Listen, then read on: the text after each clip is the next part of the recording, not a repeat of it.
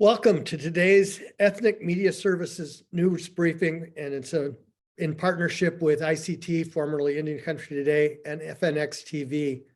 I'm Mark Trahant, Editor-at-Large for ICT and the moderator. Our focus today is on the power of the Native American vote nationally and in key states. In the wake of redistricting across dozens of voter restriction laws at the state level. ICT, of course, has been covering this process for many years.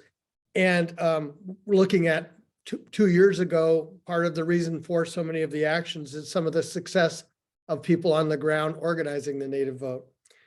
I'm pleased to have this opportunity to hear from a remarkable panel of experts on the fight for fair representation in Indian country with our ethnic media colleagues. Our speakers today include Jacqueline DeLeon, Special Counsel for the Native American Rights Fund, Derek Beto, a professor with Arizona State University Law School, and I should add a member of the board for Indig Public Media, which is ICT. Nicole Donahue, founder and director of North Dakota Native Vote, and Nicole Borromeo with the Alaska Federation of Natives. Each speaker will have 6 to 8 minutes to be followed with a Q&A, which I will moderate. We'll ask the speakers to speak slowly so our interpreters in Spanish, Mandarin, and Korean can translate. We ask reporters to enter your news outlet and your questions in the chat box. And speakers, please keep an eye out for the chat for the questions you may answer during the briefing. This briefing, of course, is being streamed live, and excerpts will be carried by FNX and my news organization. Ethnic Media Services will also send a recording to all of the attendees with expanded bios of our speakers after the briefing. Now we begin with Jacqueline DeLeon of the Native American Rights Fund. Welcome. Hello. Thank you so much, Mark. Thank you so much, Sandy and Ethnic Media, for having me, and to my co-panelists. I'm so eager to hear from each of you. My name is Jacqueline DeLeon. I am a staff attorney with the Native American Rights Fund. I'm a member of the Sleda Pueblo, and I'm proud to lead NARF's voting rights work. NARF, as you may know, is the nation's largest and oldest nonprofit law firm dedicated to advancing the rights of Native Americans for over 50 years. For the past 10 of those years, NARF has been growing our voting rights practice group. And over the past 5 years, that work has accelerated dramatically as the unprecedented attacks on our democracy have continued to grow more and more bold. NARF has responded. We have built a coalition of Native national organizations and national voting rights organizations, regional and local tribal organizations, tribes, and academics, with the goal of solving the problem of how and why Native American turnout has been historically so low. As part of that effort, I co-led a series of field hearings across Indian country, directly asking Native communities, why aren't you voting? And the answers were compiled in a nearly 200-page report, Obstacles at Every Turn, Barriers to Political Participation Faced by Native Americans. It can be found at vote.narf.org, along with a host of other resources for press, Native American advocates, and tribal communities. That report details the absurd structural barriers that face Native American communities, from unreasonably far away election day polling places that can be over 100 miles round trip to access, lack of registration opportunities, and lack of residential mail delivery and addressing on homes that make registration and receiving a ballot difficult or impossible. These structural deficiencies are compounded by poverty, poor road conditions, and lack of access to reliable transportation that can handle the often winter weather in November. But these are not just structural barriers that occur out of nowhere. They're a reflection of the purposeful exclusion of Native Americans in the American politic and the continued and ongoing hostility towards Native Americans voting and getting the representation and resources that they're entitled to as American citizens as well as tribal citizens. And we know that fear is animating increased voting barriers against Native Americans. Across the country, we've seen a dramatic rise in laws that are aimed at making it difficult or impossible for Native Americans to vote. And the reason is because the Native American vote has the power to swing a host of elections this coming year. Native Americans have swung elections in Alaska, whether that be for Senator Murkowski or recently in the election of Alaska Native Congresswoman Mary Peltola. Native Americans swung elections for Senator Tester in Montana and Senator Heidi Heitkamp in North Dakota. President Biden's victory in Arizona was credited to Native Americans, and the populations of voting age eligible Native Americans can swing elections in Wisconsin, Michigan, Minnesota, and Nevada. Native American votes are being excluded from the table because there is power in these votes. NARF has responded with a host of litigation. We recently won a nearly 200-page order in the state court of Montana, where we challenged a ban on ballot collection and a ban on election day registration. We partnered with the ACLU and Harvard's Election Law Clinic to challenge these laws. And in that case, the legislature was well aware that banning ballot collection and election day registration in Montana would disproportionately impact Native Americans. That's because we had just won a case the previous year for another law that banned ballot collections when Native Americans don't have residential mail delivery and where election day voting is over 100 miles away. But they passed the substantively same law again. And the court found evidence of intentional discrimination because the legislature knew of these burdens, but passed the law anyway. This is the type of hostility that we're seeing across the country. We've also recently filed suit in Alaska, where the rejection rates of rural ballots where Native Americans live is exceptionally high. Another area where litigation is ongoing is around redistricting. NARF launched the largest redistricting project in Indian country history. And from that, we filed numerous lawsuits in North Dakota, which you'll hear about, and in South Dakota. South Dakota is also particularly interesting because in that case, the county agreed that their lawsuit violated the Voting Rights Act. And yet they nevertheless delayed implementation of a fair plan for years. We're also pushing back against recent cases that have been brought in the Supreme Court and the increasing attack on our ability to bring these cases under the Voting Rights Act and under state courts. In two of these cases, this docket, NARF is filing and joining amicus briefs that respond to the troubling impact and degradation of the Voting Rights Act in these cases. We are still in a position where the Voting Rights Act must remain robust and strong.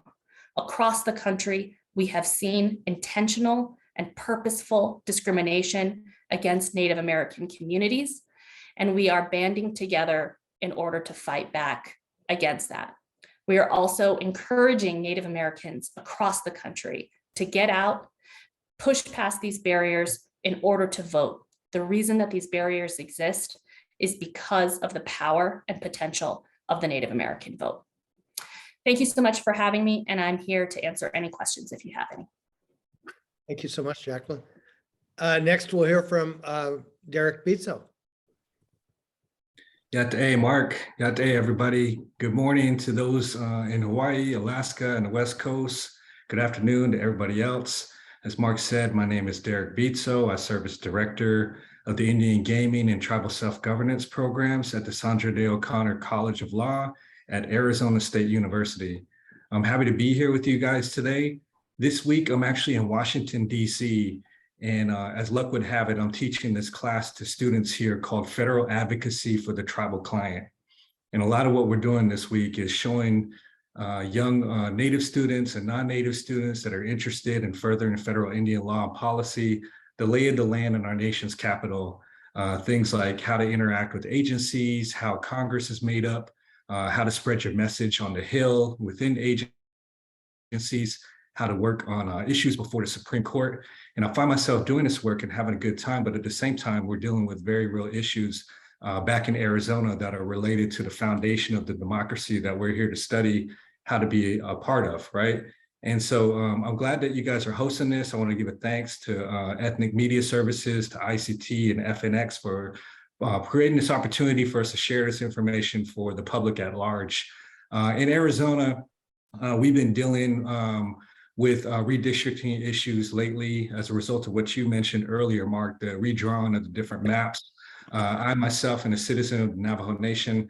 I was born in Tuba City, Arizona. My family's from Coal Mine Mesa, which is right in kind of the south, I guess southwest center of the Navajo Nation in a lot of respects. And in Arizona, we have a district that is now Congressional District 2, where for a number of years, Congressman O'Halloran was a representative that represented this area of the population. And as a result of the redistricting maps, which were redrawn recently, there's a real concern about whether or not O'Halloran will be able to continue in this role on behalf of Navajo people. This has been the representative that has done a lot for our community.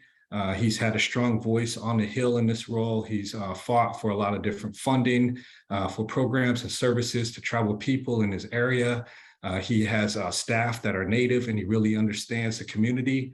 But because of the redistricting, the maps were drawn in a way that excluded some portions of a community that includes 25% of a Hispanic community here in Arizona, and instead replaced them with another community called Yavapai County, which has historically been a community that has not been friendly to Indian tribes.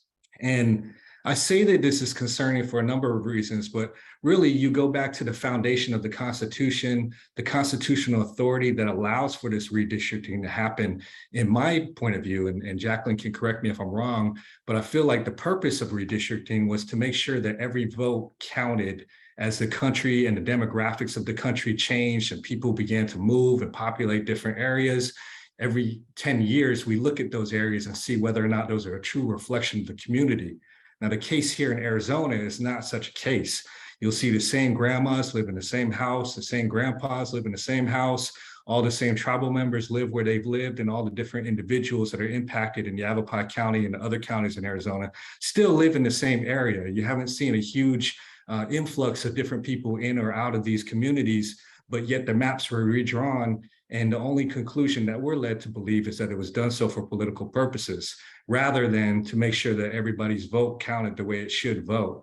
And so for us in Arizona, I think this is something that we're really gathering and collecting, trying to have a collective voice to try to share this information with others. But we're also putting a lot of efforts into get out the vote and to election protection efforts. We have a colleague here at the law school, Patty Ferguson Bonney, who does amazing work in the election protection realm. And she's doing great work getting people mobilized and together to really have a strong get out the vote effort here in Arizona. Well, I'm Washington, D.C. right now, but they're in Arizona.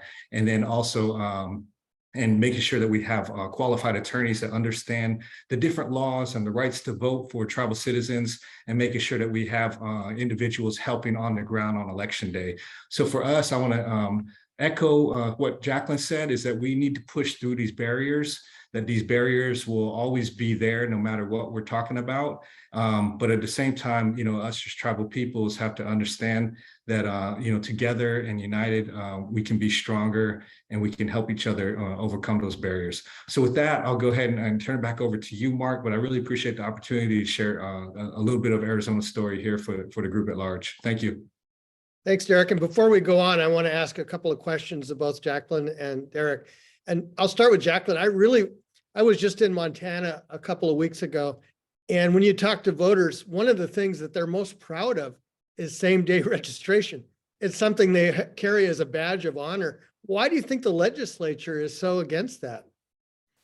They were against it, and I think the court found evidence of this is because they knew that Native Americans disproportionately use Election Day registration. And the reason that they disproportionately use Election Day registration is because registration opportunities on Native lands occur 2, 3, 4 days out of the year. Otherwise, you have to travel over 100 miles to get to the county seat to register. And so obviously, Native Americans, when it's time to go vote, they often utilize election day registration in order to vote. Additionally, there were other plaintiffs in that case student groups, and there was evidence there that they believed that students and younger people who they believed skewed more Democratic would be utilizing election day registration. And so those are disturbing reasons, right? Those are reasons intended to cut out participants as opposed to include participants. And that's, I think, antithetical to American values, and one of the reasons that we brought the suit. And one piece of context that I think is really important is that Montana has a real record of success for Native American participation. The legislature has a higher percentage of Native Americans than any other state in the country. That's right. And so as Native Americans have become increasingly vocal and have actually made a turnout in states and statewide elections, such as Senator Tester, we've seen a backlash, and we've seen those laws being introduced aimed at tamping down their participation. And so it's not just the case that these laws that are seemingly neutral, oh, they apply to everybody. No.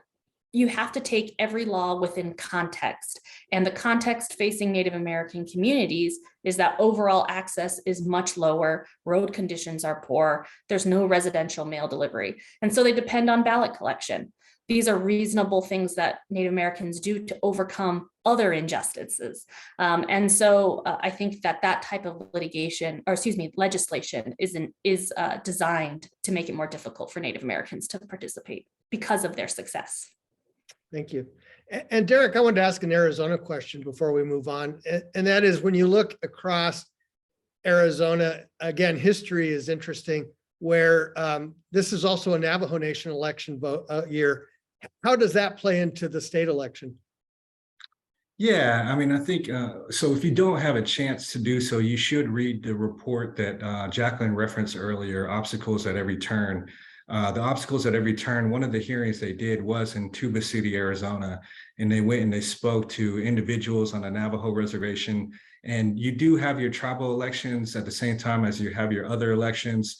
And sometimes there's different confusion about where's the polling place that you should go to for different elections. And so as much as possible, I think one of the recommendations that came out of that report was to streamline, those places that folks can go to. You have a population on the Navajo Nation that historically votes regularly. My grandmother and my great-grandmother, my grandfather always went to vote. It was very important to them. They talk about it on the radio all the time about the upcoming election, but really what we're talking about is the infrastructure around it and the processes around it that have become a little bit more confusing than they should be. And I want to also plug that Arizona natives that are listening or that are receiving this message should really go out and register to vote as soon as possible, because I think one of the things that just recently happened was a law in the state of Arizona that affects voter registration. In particularly, it requires a physical address in order to register to vote. Now, this doesn't impact your actual voting day rights, but you should register to vote, particularly if you're living in an area that's rural and perhaps you have a P.O. box instead of a street address. Register to vote as soon as possible. Make sure you're checking to make sure you're registered. We're lucky to have a lot of mobilization here on the ground. I get texts from Maricopa County telling me my ballot's going to arrive, and if I have any questions, to click on a link. So we have a lot of people doing a lot of work. We have a lot of concerted efforts, but yeah, really, when it comes to the tribal election, that's totally complete and separate in a lot of ways, but at the same time, it kind of gets wrapped into the same election season. We have two presidential candidates right now that are going to have a debate at the Sandra Day O'Connor College of Law on October 22nd at 10 o'clock. And we're inviting members of the Diné community in Phoenix to come out and participate in that presidential debate. It's going to be at the ASU College of Law, and we are seeking questions for the presidential candidates. You can send your questions to iop@asu.edu, and we'll try to have as many community questions as we can pitched for answers from our presidential candidates. Thank you, Mark. Well, and one other on that note, and your presentation kind of got to this, but maybe this is a contrary question, but even though they did change the district by adding Yavapai County, the one thing that I thought from redistricting is that they took the census as if it was the real number. And if I wonder if that is going to be a factor in this election. And I see Jacqueline smiling, so maybe she could answer it too. We know that historically there's been a radically, and in this cycle, a radical undercount of the Native American population. And unfortunately, that just affects redistricting because when you're drawing the maps, they use the census numbers. We know that the populations are actually bigger than what are recorded, but that can impact redistricting and unfortunately impact the allocation of resources. And so census is another place where the structural barriers really stack up against Native American communities. Did you want to add to that, Derek? No, I'll just say that's completely right. And I'll just say one of the things that Indian country knows as a whole is that one of the strongest things that we have on our side is a really vibrant, young indigenous community that's really engaged in creating solutions for tomorrow and standing together with a collective voice. I got a whole group of students here in Washington, D.C. that reflect that.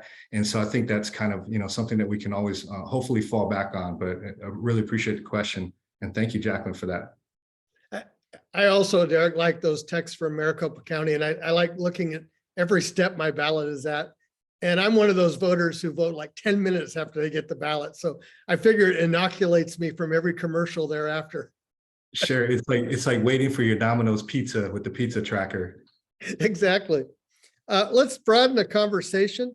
And I want to bring in Nicole Donahue, founder and executive director of North Dakota Native Vote. Nicole, welcome. Thank you, Mark. It's a pleasure to be here. And thank you for all of you who are in the audience watching. So my name is Nicole Montclair Donahue. I'm an enrolled citizen of the sovereign nation of Standing Rock here in North Dakota. We are located in the south central area of North Dakota, based in Bismarck, and I am the executive director of North Dakota Native Vote.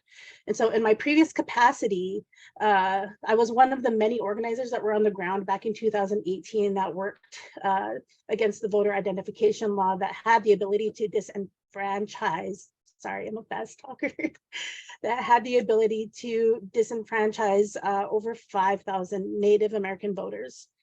So North Dakota claims a rich cultural history of Indigenous people that have lived here since time immemorial, yet we face so many challenges when it comes to voting, having access to a polling place. Since 2013, our communities have faced several attempts to stifle the Native American vote through challenges to North Dakota, changes to North Dakota's voter ID laws. In 2017, the state legislature passed a bill which wrote into law the requirement that all voters must have a physical location on their ID cards. And so if you don't know anything about reservations, we don't have a traditional gridding system where addresses are located on the house, and our mail, it does not come to our homes on the reservation.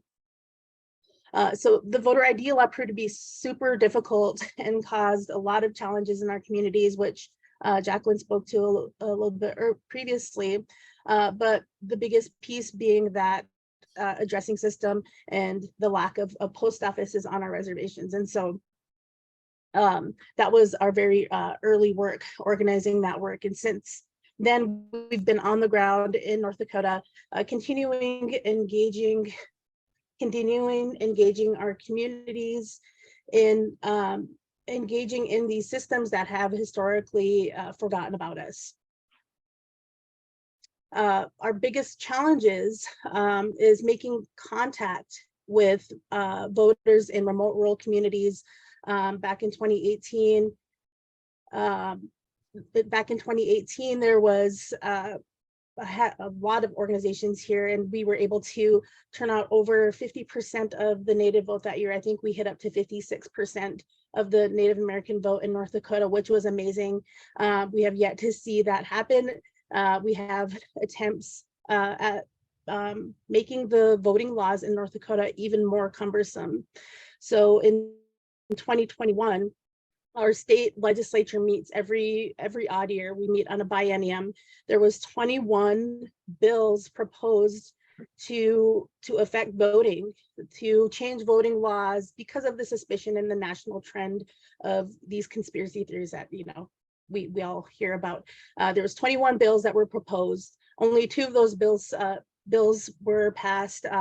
We worked alongside NARF to engage our tribal leadership to play defense on that ever-growing attempt to create these voting laws.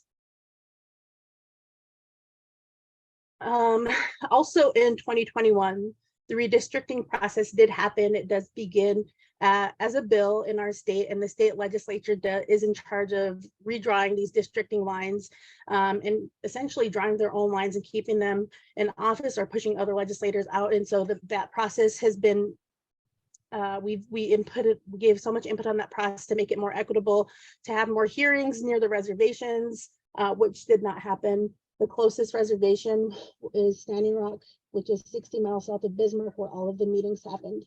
So we worked alongside NARF to create to write testimony, to get people to the Capitol, to create split house districts. And a big major win that came out of that was that we were able to create 2 split house districts in North Dakota, which was a huge win. Since then, this year we've seen Native people on the ballot. We have a record number of Native Americans on the ballot. We have over 10 candidates across 8 legislative districts this year. We're continuing our get out the vote work this year. We have on the ground organizers. Our model of organizing is to have people in the communities have all the resources that they need and go canvass, talk to people, get them to pledge to vote, answer questions, and distribute information about how and when and where to vote. We are utilizing a platform, a digital platform, which is brand new on our Pledge to Vote campaign. It is, how can I explain it? It is GIS based, and so we're utilizing our Survey 123 with an ArcGIS built in. So when people make the pledge to vote, we can see in real time heat maps of where our people are pledging to vote, and also it helps guide us to where we need to focus our canvas. Currently, we're also recruiting poll observers to watch for intimidation tactics and be present to answer questions at the poll. And so back in 2018, we've seen blatant attacks on our voters. We had a lot of people coming into the polls at the time, and they had, you know, incidents of racism, intimidation tactics, where the poll workers were threatening to close the polls that day.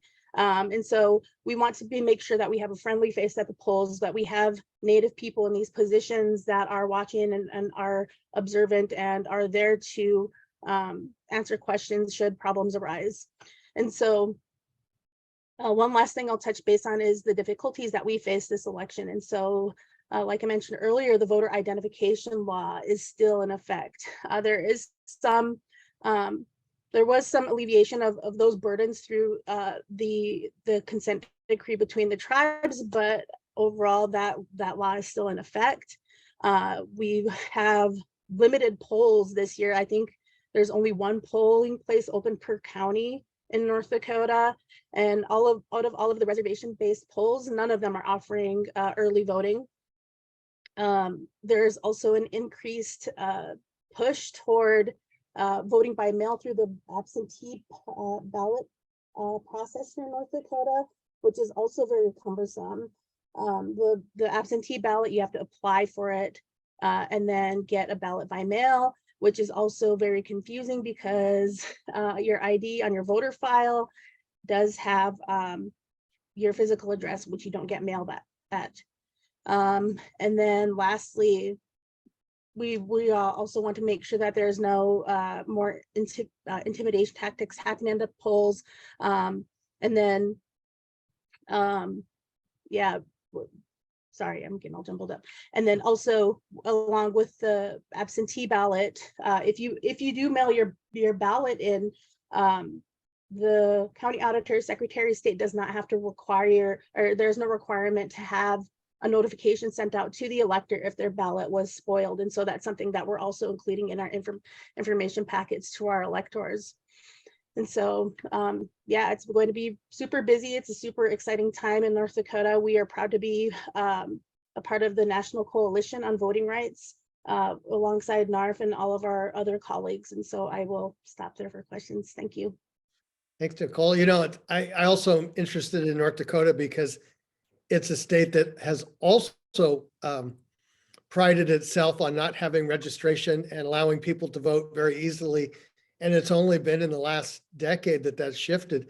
When I lived in North Dakota, I made it a point to vote without ID and just my utility bill, just to see if the process was easy, and it was. And I think, is it because people are, that Native people and other groups that they perceive are winning? Is that part of the reason for the change? That is something that we do suspect, but you know, back in 2016, I believe, when Senator Heitkamp was elected into her position, it was a Native American. The last few precincts that reported were from the Fort Berthold Reservation, and they essentially pulled off that victory for her. And so since then, we've seen all of these attacks happening at our state legislature. So I would assume, yeah, it's designed. And you mentioned the record number of Native American candidates. I think for ethnic media, it'd be worth noting that I think one of your candidates may be the hardest working candidate in the history of politics. Yes, and I'm assuming you're talking about Representative Ruth Buffalo. Yeah, so following the redistricting process, her district was actually gerrymandered further away from her base, and so now she's got another uphill battle, and we're following her race closely. But she canvasses like every day and everywhere. I've watched her for years because she did this when she ran statewide. She'll talk to everybody often. That is one of the best grassroots campaigns I've ever seen on the ground here in North Dakota. So that is pretty amazing. Yes. Jacqueline, maybe talk about the lawsuit going on in North Dakota.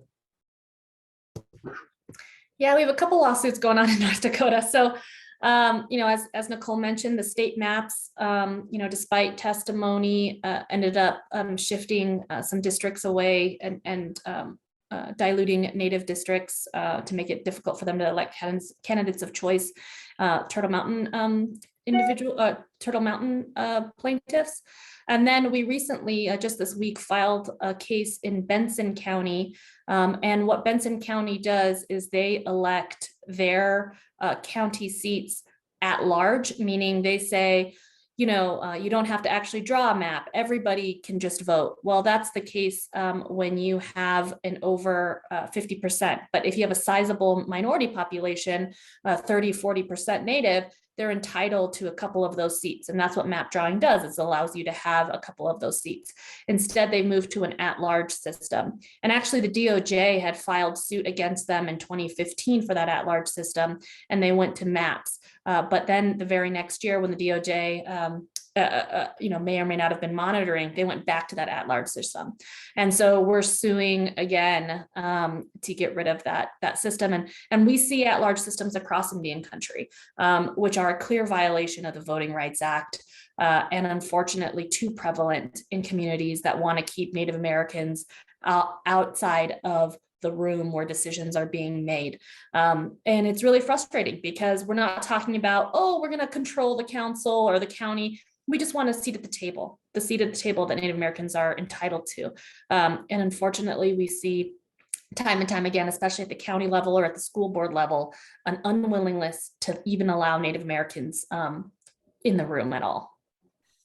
There's a report out by the American Academy of Arts and Sciences that says because the democracy is, and it puts it at risk, but it said with 300 million people, the size of our both legislatures and Congress is too big. It's too small, rather, to be representative. And if the only way to get real representation in this country is to expand that number. I'm just curious what you think about that. I'd have to think more about that. You know, I'm not sure because I think it plays out in different ways depending upon, you know, local and regional concerns, depending upon, you know, sometimes the way that power is allocated, you can have, for example, more voice as a smaller population if you have a unified voting block, right, and are able to make a difference at the margin, as opposed to many small districts where you may not be able to actually join the national conversation if you aren't making a difference on the margins as a minority. And so, but then on the other hand, you're right, more representation may end up better reflecting the body politic at large and getting more diverse voices in the room. So I probably have to think more about that and look at the data a little more closely. Even with the election of the number of Native Americans and Alaska Natives to Congress, we're still at 3/4%. So, I mean, that's. Oh, we're definitely underrepresented. There's no question there. Yeah, no, we're definitely underrepresented. We're getting gerrymandered outside of the representation that we deserve, and we're getting unfair barriers put up to prevent us from voting and exercising the voting power that we're entitled to. Absolutely. Nicole, I want to ask you about young people. And speaking of underrepresented, how in North Dakota do you see young people being involved with this campaign, and what issues are they particularly looking at? Yeah, so we do when we do our GOTV work, we always make plans to stop at the high schools and talk to those who are turning 18 that year and are ready to vote. And so a lot of our young people are really excited to get involved in these processes. The things that are important to them are, whether or not their votes count is a big issue. And then who to vote for and how to vote, and having that education of how these elections work and how the legislature works. And so it really is an ongoing education process alongside the get out the vote messaging. We're going to expand the conversation to include Alaska now. Nicole Borromeo is with the Alaska Federation of Natives. Welcome. Thanks, Mark, and good morning. Hi, everyone. It is still morning here in Anchorage. It's a sunny day, and I'm so happy to be able to spend a little bit of time with Indian country in the world talking about Alaska's recent redistricting process, because it has been the fairest, most transparent process we have ever had as a state. I have the honor of serving as AFN's Executive Vice President and General Counsel.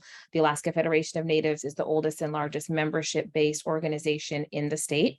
I am a proud shareholder of both Doyon Limited and MTNT Limited. That's my village corporation. I also serve as the chairman there, and also am enrolled to the McGrath Native Village Council. That's my tribe. We settled our land claims differently up here with the federal government than the lower 48 tribes do. So our organizational structure is a bit different. But in July 2020, I was asked by the Speaker of the House, who was the first Alaska Native to ever hold that position, to serve as one of the 5 members of Alaska's redistricting board. Our redistricting process is led by citizens who are appointed in a order specified in our Constitution. The governor has the charge of making the first 2 appointments. Those appointments are almost always done on a partisan basis. After his or her appointments are done, it then triggers the Senate president to make his or her appointment. Following that, the Speaker of the House makes the next appointment, and the final 5th appointment is reserved for the Chief Justice of the Alaska Supreme Court. This cycle, we did have 2 Alaska Natives serving on the redistricting board, myself and Melanie Banky from Cowarik up in Nome and the Bering Straits region. In July 2021, so a whole year after my appointment to the redistricting board, we finally got down to starting to be trained on the software and the broader legal principles of what goes into redistricting generally at the federal level, and then what our specific requirements are under our state constitution. In August of 2021, we started the mapping process. If any of you out there engaged in the mapping with Autobound Edge or any of the other software that was available, you will know it is very difficult. I do not have a ton of computer skills. Even my social media skills are really limited to Facebook and email. So learning the mapping software was a very big challenge for me. I felt much more comfortable digging into the case law and was more grounded in what the federal constitutional requirements were and what Alaska's constitutional requirements were. The mapping, though, was a big leap for me personally to get my head around. And the only way that I became an expert mapper offer was by doing it. I approached the redistricting appointment like it was a full-time job. When I was asked to serve on the board, I spoke with my boss, Julie Kitka, and said, if I'm going to do this, I really need the flexibility to be able to do it right. And that means all of my day job duties have to be farmed out to others for a very intense period of probably 2.5, 3 months. And I just have to stay focused on the redistricting process. Early on, I was approached by different organizations who asked if I wanted help, if I wanted subject matter experts to come alongside and provide some guidance. And at my core, of course, I wanted help because I'm not a redistricting expert, but I also didn't want to be influenced by any outside individuals in the process and organizations either, you know, whether they were trying to help or trying to influence the mapping process. Under our Constitution, we need to adopt 3 maps, the state constitution that is. We need to adopt a series of maps within 30 days of receiving the census data. Because we were in a pandemic, we didn't get the census data for about 5 months later than we expected it to. So when the census data arrived, then we finally had the numbers for what the population looked like. And to everyone's surprise, we did not have a mass exodus in our traditionally voting rights districts that we thought we would have. Those populations held very constant, and we didn't have any VRA concerns this time around. So we just needed to start mapping based on the census data in our districts. In Alaska, we have 40 House districts, and then we pair those 40 House districts together to come up with 20 Senate districts. I was one of the 2 board members, remember there were 5 of us, who actually drafted what we call a full 40. So I drafted all 40 districts. I mapped them. I mapped several different versions of them. I was mapping anywhere from 4 to 10 hours a day for about a month straight, leading up to the adoption of our maps. And then we went on a public hearing campaign, a very aggressive one. We took the maps that we adopted at the board level, plus about 4 other maps that we adopted from third parties, and we brought them all over the state. I was one of the very vocal members on the board at that time who said we absolutely need to get these out into the field. People have to have the opportunity to see these maps and to interact with them. And we need to hear from the communities about what we were going to do. COVID was still a concern up here. The Delta variant was raging. We were tested regularly, sanitizing, masking, the whole 9 yards. There was some resistance at the board level to get out into rural Alaska and to bring the maps. My response was, if we can be holding hearings in Anchorage, we can be bringing these maps to the rural areas and to the entire state. So all Alaskans have the opportunity to see the maps. We stumbled early on at the board level trying to come up with what we thought was the best way to present the maps. Several members of the board just wanted to post them around the room and not really take public testimony at a greater level. And I insisted that the public should be able to approach the board, have their comments preserved in a forum that would allow us to go back, all 5 of us, if we weren't able to attend the hearings, and hear what the different communities had to say about the maps.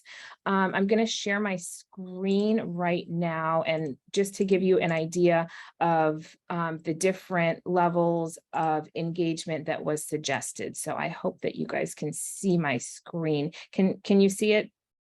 Yes. Okay, you're gonna give me a thumbs up. Okay, so this is what the some of the members of the board wanted to do, and our attorneys, right, was just to post the maps around the room and then have Alaskans come up and talk to us one-on-one. The danger in that, from my point of view, was I don't know what this gentleman, you know, here in the blue is telling one of the board members if we all can't hear it at the same time, right? And individual interaction is absolutely important. So what we ended up settling on is agreeing to a hybrid system where we start part of the meeting with the maps on the wall so we can explain the process and how we came up with the lines, but then we always reserved a portion of our public hearings to take public testimony, so it would be logged and preserved. From there, we went back and again, we crisscrossed the state. We had 26 public hearings in every region of the state except for the Aleutians. We tried to get there, but they were having hurricane force winds. The plane wasn't flying, but we were at the airport ready to go at 6 a.m. I attended 24 of the 26 public hearings. The only 2 that I missed was because I had to fly back to Washington, D.C. and testify in Senate Judiciary on voting rights with Jacqueline at a broader level. But I landed, did the testimony, and flew back to Alaska because I had to get back to this. We came back together as a board at the beginning of November, and we started to talk about what the different maps were that we had drafted as a board. Remember, I drafted one and we had one other member of the board draft another, and then we took into consideration the third-party maps. It became very clear at that point that it was going to be a runoff between my map, which was called V4, and the other drafter's map, which was called V3. And we spent a lot of time talking about Anchorage. It's our largest city. The municipality has 16 of the 40 House seats as well. And in the end, we were able to adopt a very fair house map. I'm going to show you my house map really quick because I'm very proud of the lines and what we were able to do. But this is the municipality of Anchorage. You'll see here in District 15, we have a large square. When I approached mapping, I looked at the transportation corridors, I looked at the school systems, I looked how neighborhoods are naturally grouped. We didn't have any voter registration information available to us. We purposely asked for that to be excluded so that we really focused on what we knew about our communities, right? Redistricting is challenging. It's not perfect, right? But what we were charged with doing at the board level is coming up with a map that would be favorable to Alaska on balance as a whole. All 40 of these districts were tied into each other, right? Because whatever line I did here, let's say in District 16, it would impact 14, and that might impact 13 and 20 and 19 and 21. And then it's just a rippling effect. It's a domino effect. Anytime you move the line, you impact another district. The work that I personally did during the process was so convincing that I was able to convince 2 of the other board members to adopt my version of the House map, which we did on a 3-2 vote. I want to be very clear that my V4 that was eventually adopted is not the most favorable map to Democrats. It's not the most favorable map to Republicans. In fact, it was less favorable to Democrats than any other map that was put out there. I paired Democrats against each other, not because I wanted to or sought out to do that, but because they ended up in the same district based on criteria that I was held to, which was the constitutional standards, the census data. And also the fact that I was able to convince 2 of my colleagues on the board to go with my version really shows that at that point in the process, it was very nonpartisan. And we were happy with the process. We thought that we would take a break for the weekend, come back. We would make the Senate pairings. It would be a slam dunk. Everybody would go home. And that's not what happened. This is where things really went off the tracks here in Alaska, was with the Senate pairings. Because what happened was one of the board members went on record, and this is a happy function of the pandemic. We had this technology sitting on the table called an owl that would pick up all of our sound and all of our side discussions that we were having. And we were talking about the Senate pairings. These 2 districts right here, 23 and 28, this is what we call Muldoon in Anchorage. This is North Muldoon and South Muldoon. It's one community of interest, high concentration of minority voters here. And one of my colleagues on the redistricting board wanted to pair South Muldoon with Eagle River in 24. There is no road connecting 18 and 24. In fact, there's a mountain range. And in order to travel from 18 to 24, a resident needs to drive down Muldoon, link up with the Glen Highway here, come up, and then exit into Eagle River. There is essentially no transactions going on between these 2 districts. But why she wanted the pairing was because 24 is a very conservative white voting district, and she wanted to drown out the votes in District 18. And you can't see it on this map here, but above District 24 is District 22. That's the other part of Eagle River. So she was splitting a community, pushing both of the votes into minority communities so that they could have a bigger population, a bigger control of the Alaska State Senate. And she actually went on record saying that that's what she was doing to actually expand Eagle River's reach in the Senate. This set off a lot of fireworks at the board level. Alaskans became very engaged in the redistricting process at this point and enraged. Unfortunately, Melanie and I did not have the votes to stop this from happening. So we did adopt an initial proclamation that split Muldoon and split Eagle River for the purpose of what was a partisan gerrymander. I gave a very pointed speech at the end of the redistricting process, hoping to leave enough crumbs for litigants that they could then pick up the challenge and fight this in the court, because we didn't have enough votes on the board itself. And that's exactly what happened. The board was sued immediately for this partisan gerrymander here, because again, one of the board members said they were doing this to expand Eagle River's voting power, and that is not permissible. I would have had the same reaction, and so would Melanie, if this had been a very progressive district. You can't expand anyone's voting power, no matter if they're Republican or Democrat. That is not our charge. It is unconstitutional.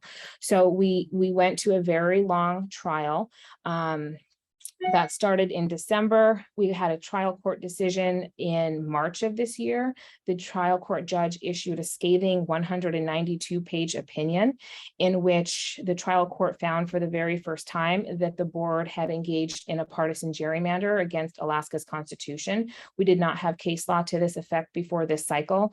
And it was what we thought a very clear, cut and dry case. Didn't need to appeal. We just had to go back, pair North Muldoon and South Muldoon, pair Eagle River, be done. But oh no, that's not what the 3-member majority wanted to do.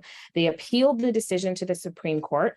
The Supreme Court, a month later, upheld the trial court's finding. So we have the first case law in the country that says partisan gerrymandering is unconstitutional under Alaska's equal protection clause, not privacy clause. So that was a real added bonus for me as a lawyer to be able to affect case law for the first time and to create case law that is favorable going forward. Again, we thought that this would be done and over with, that the gerrymanders would stop, but oh no, they doubled down. When the Supreme Court said go back and repair, and instead of pairing Muldoon and Eagle River, they decided they were going to pair this part of Eagle River with Girdwood down to the south, because again, this is a progressive block of voters. And we were back at it again, and had to take, more testimony. The public was equally outraged. We were sued for a second time, this time by Alaskans from District 9. And that went to the Supreme Court once again. At this point in the process, the board had completely broken down. Our communications with our counsel had completely broken down. Me and Melanie were not brought into any of the decisions regarding the litigation process. And as a result, when the board decided to appeal the decision to sue us again over our partisan gerrymandering, we didn't hold a board meeting about it. The first time I found out about the decision was when I read the public pleadings myself. So I decided that I was going to email the Alaska Supreme Court clerk and all of the attorneys, which is what I did. I pulled their emails off of the pleadings and said that our decision to appeal was not legitimate, had not been done by official board action. And the Supreme Court at that point put the brakes on what we were doing. We had to come back to the table at that point and adopt the map that the Supreme Court said to adopt, which was not partisan gerrymandered, because they did not appreciate us changing one district for another and continuing to gerrymander. So where we're at, what's that? We'll have to leave it there. We have a hard out coming up pretty quick. Oh, okay. I do want to give everyone a last chance to talk, and basically a broad question about what your hope is for Native American vote in the year ahead. And if we can keep it to about a minute, we'll hit our limit. And why don't we start with Jacqueline again? So I know that the Native American vote has the potential to swing elections across this country. We know that there's an active battle to keep those votes from being cast. We're here to support Native Americans. We will be placing some strategic poll watchers across Indian country, working with local organizations like North Dakota Native Vote. If you have a problem voting, please contact NARF, vote@narf.org. Additionally, we have partnered with the Lawyers Committee for 1-866 Our Vote. So if you call 1-866 Our Vote and have a Native specific problem, you can be asked to transfer to NARF, and we'll be sure to address that specifically. But I think that we are in a battle now for fair representation and the resources that all of us deserve. And so I hope that Indian country responds to the call and gets out there and swings some elections.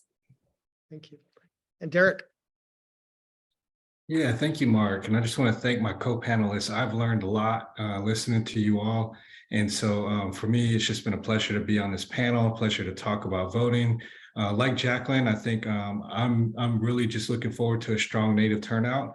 I think we all know those folks in our communities that are doing the good work. So let's do our best to try to support them along the way.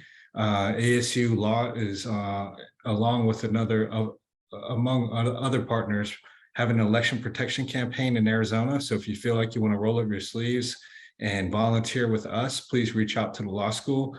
And I just want to say, it's such an important and monumental task to go out there and exercise your vote for the furtherance of democracy. And so to the degree that you can, share it with your family, share it with your children, let everybody know about the importance to vote. And I just want to have good thoughts and make sure, Republican, Democrat, Independent, whatever you vote, we want free and fair and transparent elections, and it shouldn't be a burden to try to exercise your vote. So with that, I'll leave it at that. And thank you, Mark, for a great session. Thank you. Thank you. And Nicole? Donahue. Thank you. Yeah, thanks. Thank you, everybody, for being present here today. The voter identification laws are still in effect. We will continue to work across North Dakota to build power. We'll also continue to fight for that opportunity of equal representation. And so my hope for this year is to replicate those efforts in 2018 and have a record number of Native vote turnout this coming election. And like Derek said, it doesn't matter who you vote or how you vote, just vote. Thank you. And Nicole? Thanks so much. Parting words from me is when we really understand how census, voting, and redistricting all work together, I feel like in the Native community, we really will be able to affect the change that we want. So we have to turn out the count. When we get asked to participate in the redistricting process, we need to dig into that. And I know I was speaking fast and trying to give you guys a whole lay of the land very shortly, but a lot has happened up here in Alaska. And we have had landmark decisions, and not because people gave it to us, because Native people were asked to step up, and we did in a really big way. And I'll echo what Derek said, which is now we need to turn our efforts to voting and step up in that forum as well, and then do it all again 10 years from now. Thanks. And I'm sorry we're out of time, because I'd really like to hear about ranked choice voting and some other things going on in Alaska. Like to thank everyone for being here today and for participating. It was very interesting. We heard about efforts in North Dakota, Montana, Arizona, and of course, Alaska, and really the opportunity to try to increase voting, Native American voting across the country. And we look at the cycles. It's always interesting because this is an off presidential year. And really that to me as a journalist is one of the best things to measure, because that really shows what people are doing in ordinary time. And when you can get people motivated, then you can really see some sticking power. So thank you very much for participating, and feel free to ping us with further questions if you have them later.